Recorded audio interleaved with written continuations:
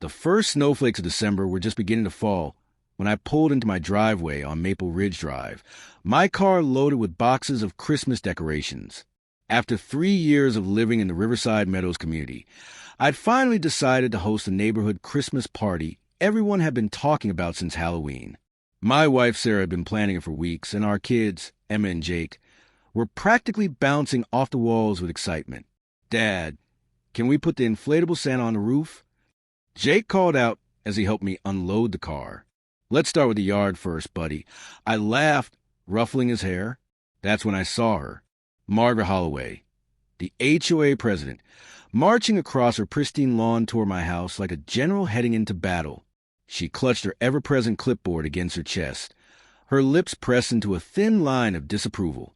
Margaret was in her late 50s, always impeccably dressed in beige pantsuits, and had made it her life's mission to ensure every blade of grass in our neighborhood was exactly 2 inches tall.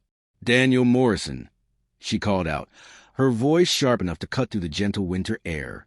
"We need to talk." I set down the box of lights I was carrying and turned to face her. "Good afternoon, Margaret. What can I do for you?" She stopped at the edge of my driveway, her eyes scanning the decorations scattered across my lawn with barely concealed horror. "I've been informed that you're planning some sort of gathering here next weekend." "A Christmas party, yes," I said warmly, "for the neighborhood. Sarah, and I thought it would be nice to bring everyone together before the holidays." Margaret's expression hardened. "Absolutely not." I blinked. "I'm sorry. Section 7, Paragraph 3 of the HOA bylaws clearly states that any large gatherings must be approved by the board at least 30 days in advance," she said, tapping her clipboard with one perfectly manicured fingernail. "You've given us barely a week's notice." Sarah appeared at the front door, wiping her hands on her apron. "Is everything okay?" "Mrs. Morrison," Margaret said, barely glancing at my wife, "I'm explaining to your husband that this party cannot happen. Furthermore, Section 12, Paragraph 8 limits outdoor decorations to a maximum of 3 illuminated items. I count," she gestured dramatically at our lawn, "at least 7 boxes here." "Margaret, come on," I said, trying to keep my voice level. "It's Christmas. The kids are excited. The neighbors are excited. We've already sent out invitations." "Then you'll have to uninvite them," she said flatly. "Rules are rules, Mr. Morrison. If we make exceptions for you, we'll have to make exceptions for everyone. Before you know it, this neighborhood will look like a carnival." Emma had joined Sarah at the door, her face falling as she listened to the conversation. "But Daddy said we could have a party." Margaret's expression didn't soften. "Young lady, when you're older, you'll understand the importance of following rules and maintaining property values." Something in me snapped, not in anger, but in that quiet, firm way that comes when you've had enough of petty tyranny. "Margaret, I appreciate your dedication to the HOA, but I'm not canceling the party." Her eyes widened. "Excuse me. You heard me. The party is happening. We've checked, and we're not violating any noise ordinances or safety codes. As for your HOA bylaws, I'm happy to discuss them at the next board meeting." Margaret's face flushed crimson. "Mr. Morrison, I don't think you understand the authority I have here. I can fine you. I can put a lien on your property. I can make your life in this neighborhood very, very difficult. Is that a threat?" I asked quietly.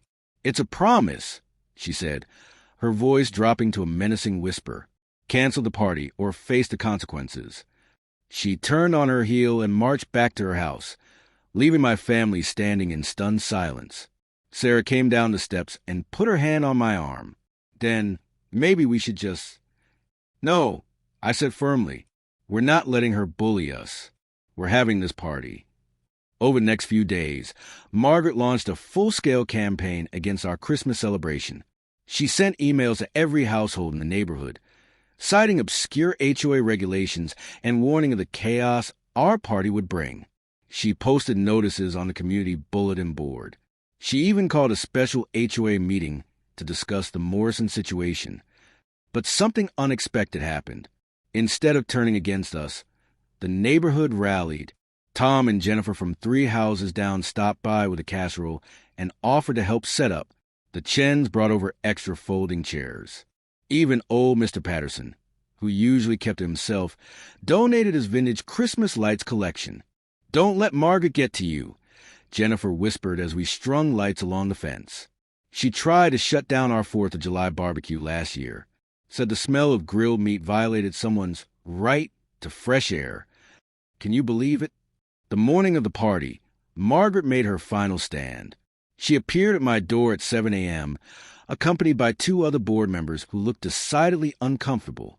"Mr. Morrison," she announced, "as HOA president, I'm officially ordering you to cancel this event. If you proceed, we will be forced to call the police for disturbing the peace." I had been up since 5, helping Sarah prepare food and set up tables in our backyard. I was tired, I was stressed, and I was done playing games. "Margaret," I said, crossing my arms, "call whoever you want. The party is happening." Her face twisted with fury. "You arrogant! Do you have any idea who you're dealing with? I have connections in this town. I know people." "Is that so?" I asked, a slight smile playing at my lips. "Yes. I have the mayor's personal cell phone number. We're on a first-name basis. I can have this whole party shut down with one phone call." The other board members shifted uncomfortably. One of them, Steve Reynolds, cleared his throat. "Margaret, maybe we should just—" "Quiet, Steve," she snapped. "Mr. Morrison needs to learn that actions have consequences." She pulled out her phone with a theatrical flourish. "I'm calling Mayor Morrison right now." The moment hung in the air like a crystal ornament about to fall. "That's interesting," I said softly, "because I am Mayor Morrison." Margaret froze, her finger hovering over her phone screen. "What?" "Daniel Morrison, mayor of Riverside Falls for the past 2 years. You'd know that if you'd ever attended a city council meeting, instead of just claiming to know me." The color drained from Margaret's face. Steve Reynolds let out a noise that was half cough, half laugh. The third board member, Patricia, suddenly became very interested in her shoes. That's impossible," Margaret stammered.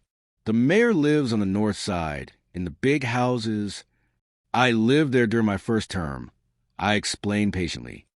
"Sarah and I moved here 3 years ago because we wanted our kids to grow up in a real neighborhood, with real people, not a gated community where everyone's afraid to put up Christmas lights."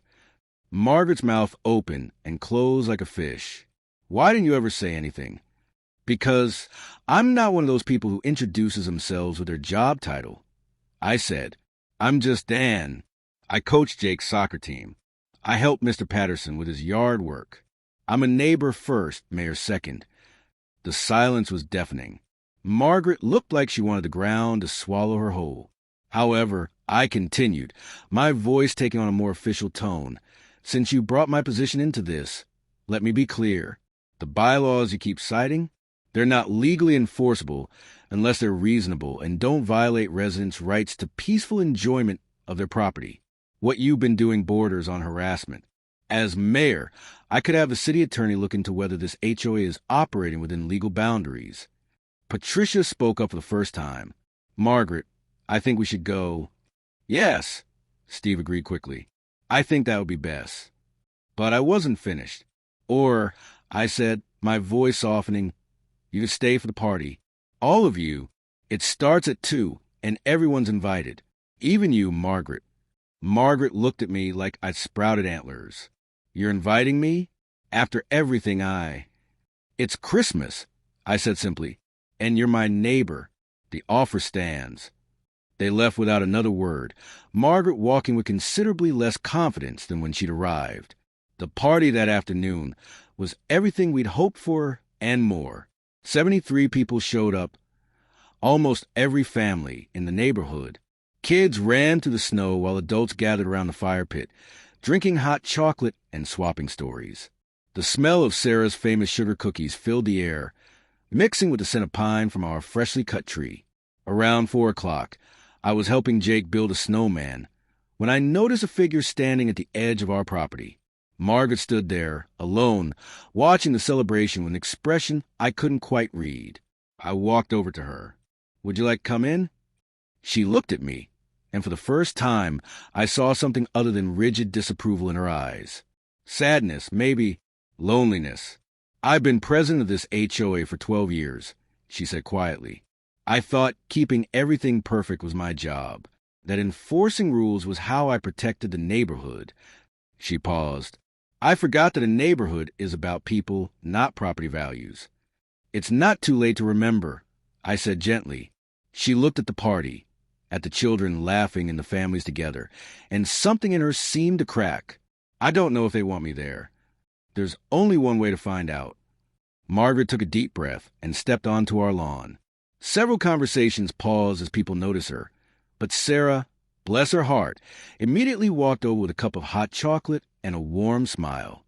Margaret, I'm so glad you came. We have plenty of food left.